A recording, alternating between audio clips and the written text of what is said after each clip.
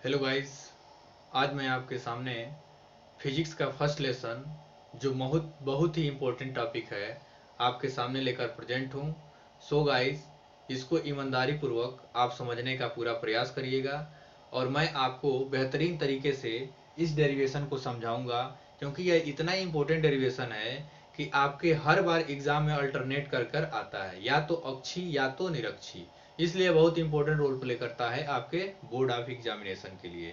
तो so guys, यह class 12th का फिजिक्स चैप्टर फर्स्ट है, जिसमें पहला यहाँ पे intensity of electric field due to an electric dipole, I mean वैद्युत द्विध्रुव के कारण वैद्युत क्षेत्र की हम तीव्रता की ज्ञात करेंगे किसी पोल पर, इलेक्ट्रिक डाइपोल पर। जिसमें पहला आपका मैं अच्छी स्थिति के डेरिवेशन की हम डिस्कशन करेंगे, यहाँ पे चर्चा करेंगे और आपको एकदम इंटरेस्टेड के साथ समझ लीजिए, मजा भी आएगा और अच्छा भी लगेगा आपको, क्योंकि ये एक ऐसा डेरिवेशन है कि अगर ध्यान से आप देखेंगे तो आपको किसी प्रकार की कोई कठिनाई नहीं होगी। और इस वीडियो को लास्ट तक देखिएगा, आपको अच्छी तरह से समझ में आएगी। तो यहाँ पे मैं बात करता हूँ, यहाँ पे मैंने ऑलरेडी फिगर बना दिया है और इस फिगर में डिस्कशन भी कर दिया गया है कि यहाँ पे यह माइनस क्यू और ये प्लस क्यू, यहाँ आपने देखा होगा पिछले वीडियो में मैंने आपको बताया था कि वैद्युत द्विध्रुव के बीच की जो डिस्टेंस होती है वो 2l के इक्वल होती है। तो यहाँ पर मैंने एक बिंदु लिया O, और इस O बिंदु से माइनस क्यू आवेश के बारे गया, तो ये L हो, स्मॉल l, और O से प्लस क्यू की जो डिस्टेंस है L है, और दोनों को जैसे ये मैंने मेंशन किया, I mean summation, I mean जोड़ा, तो ये आपका 2l के इक्वल हो जाएगा। हमको करना क्या है, हमको अच्छी स्थिति, आई मीन अनुदैर्ध्य स्थिति का डेरिवेशन करना है। तो इसी एक्सिस पर किसी बिंदु P पर वैद्युत क्षेत्र की तीव्रता ज्ञात करनी है। तो ये हम क्या किए, यहां से लेकर गए हमने वैद्युत द्विध्रुव, ये वैद्युत द्विध्रुव हुआ आपका। अब जैसे ही हम निकालेंगे इसके बिंदु P पर, इसी बिंदु पर हमको वैद्युत क्षेत्र की तीव्रता को निकालनी है। तो आगे हम बात करते हैं, O से P तक की जो डिस्टेंस है R माइनस L है, ठीक है। ये इंटेंसिटी, आई मीन ये वैद्युत क्षेत्र की तीव्रता 1 है, ये तीव्रता 2 है, और माइनस क्यू और प्लस क्यू के जो डिस्टेंस है वो R है। ये आपके कूलाम के नियम से ही आ जाता है। आगे मैं बात करूं, आपका माइनस क्यू और P तक का जो वैद्युत क्षेत्र की तीव्रता निकाली है, वहां से R प्लस L होगा। मैं बात करता हूं अब डेरिवेशन की, तो डेरिवेशन में यही सब चीजें आपको लिखनी होगी, ठीक है।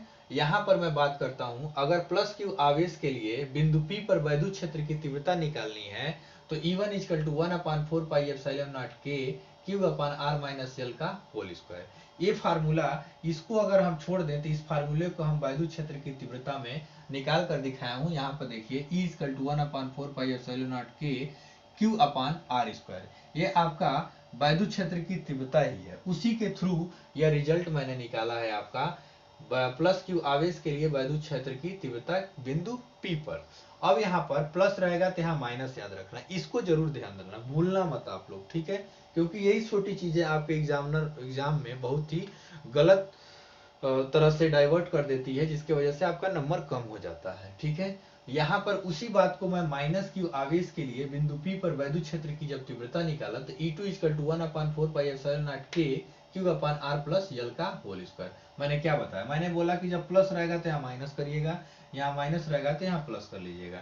अब मैं बात करता हूँ परिणामी तीव्रता का।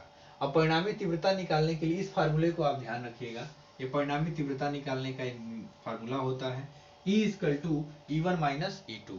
अब E1 की वैल्यू हमने उठाकर यहाँ से लाया, ठीक है, यहाँ पुट किया। E2 की वैल्यू हमने यहाँ से उठा के रखा।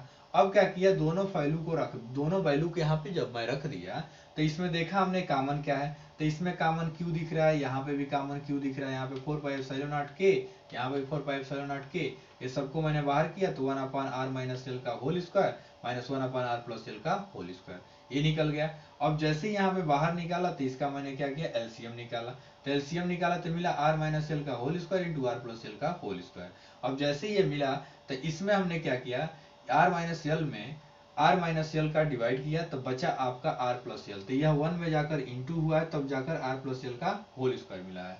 सेम प्रोसेस यही है कि आर प्लस यल का होल स्क्वायर में आर प्लस यल से डिवाइड किया हूं तो ये कट गया है, बचा आपका ए, तो 1 में जाके मल्टीप्लाई हुआ तो आर माइनस यल का होल स्क्वायर। यहां तक किसी को कोई डाउट?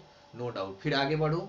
ओके गाइस, देखिए नीचे मैं देखता हूं Q1 Q upon 4 pi epsilon naught K. अब यहाँ पर मैंने क्या किया, a प्लस बी का होल स्क्वायर यहाँ पे लिखा हूं मैं, a माइनस बी का whole square and a plus B का होल स्क्वायर।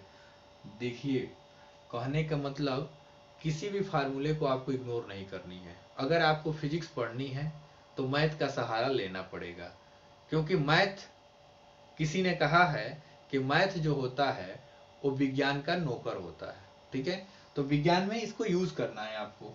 तो a प्लस बी का whole square and a minus B का होल स्क्वायर, तो a प्लस बी का होल स्क्वायर यहाँ से यहाँ तक लगा दिया, a माइनस बी का होल स्क्वायर यहाँ लगा दिया। और आपको पता होगा कि अगर माइनस बाहर होता है तो अंदर का चिन्ह पूरा बदल जाता है जब ब्रैकेट को हम ओपन करते हैं तो यहाँ पे देखिए जैसे ही हमने ब्रैकेट को ओपन किया तो प्लस माइनस, आई मीन जो प्लस था वो माइनस में, प्लस था माइनस में, जो माइनस था प्लस में। आर स्क्वायर से कैंसिल, एल स्क्वायर से कैंसिल। यहाँ तक किसी कोई डाउट? अब बचा 2r L and 2r L, दोनों को जोड़ा तो 4r एल मिला। अब ये देखिए ये फार्मूला होता है आपका, ये फार्मूला को मैंने यहाँ पे लिख दिया था, आर एक क्वेश्चन में a माइनस बी, एक क्वेश्चन में प्लस बी, तो होता है ए स्क्वायर माइनस बी स्क्वायर का। ये भी फार्मूला मैं यहाँ पे लिख देता हूँ, A square minus B square equal to A question में a माइनस बी और एक क्वेश्चन में a प्लस बी। यहाँ तक किसी कोई प्रॉब्लम? कोई प्रॉब्लम नहीं। आगे बढ़ता हूँ। अब देखिए यहाँ पे जैसे ही ये हुआ आपका, तो उसके बाद हमने क्या किया, आर का होल स्क्वायर माइनस यल का होल स्क्वायर, बचा ए आपका। अब इसके बाद मैं इसको इरेज करता हूँ, फिर मैं नेक्स्ट आपको बताता हूँ।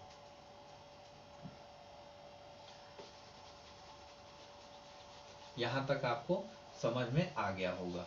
ठीक है, फिर मैं आगे इसको बता रहा हूं।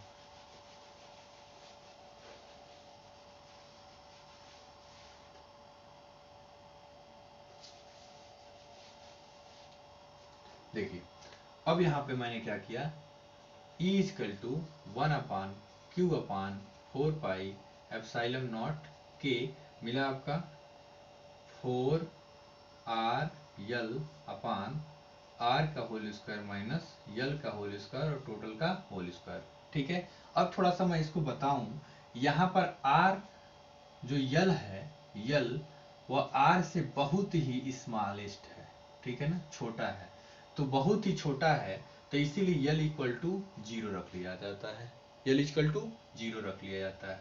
तो यहाँ पे हम बात करें ई इक्वल टू, अब यहाँ पे हम बात कर रहे हैं 1 अपान 4 पाई एप्सिलॉन नॉट के, और इसको हम 2 क्यू यल इंटू आर में कन्वर्ट कर दिया। यहाँ पे इसको मैंने किया और ये मिला आर का होल स्क्वायर का होल स्क्वायर। और आपको मैं इलेक्ट्रिक डाइपोल में बताया था कि P इक्वल टू 2QL होता है, तो ये आपका 2QL यहाँ देखिए, तो यहाँ पर मिलेगा 1 अपान 4 पाई एप्सिलॉन नॉट के, और ये हो जाएगा P R अपान R पे पावर 4, ये इंटू हो जाएगा, क्योंकि कक्षा 7th में पढ़े हैं a पर पावर m पर पावर n बराबर a पर पावर m n, ये फार्मूला है, कक्षा 7th में पढ़े हैं। अब देखिए यहाँ से एक आर से एक आर कैंसिल, तो अब बचेगा आपका 1 अपान 4 पाई एप्सिलॉन नॉट के p अपान r क्यू। ये आपका अच्छी स्थिति का रिजल्ट हुआ। ये आपका k है, जहाँ k एक परावर्तांक है, इसकी वैल्यू 1 होती है। तो नेक्स्ट टॉपिक में E equal to 1 upon 4 pi epsilon naught P upon R Q, ये आपका वैद्युत क्षेत्र की तीव्रता अच्छी स्थिति के लिए डिराइव करा दिया गया। तो सो गाइस, आपको यह वीडियो कैसा लगा कमेंट बॉक्स में जरूर बताइएगा, और मैं नेक्स्ट टॉपिक लेकर बहुत ही जल्दी आपके सामने प्रेजेंट होऊंगा, जिसका नाम है निरक्षीय स्थिति। Okay guys, bye, take care.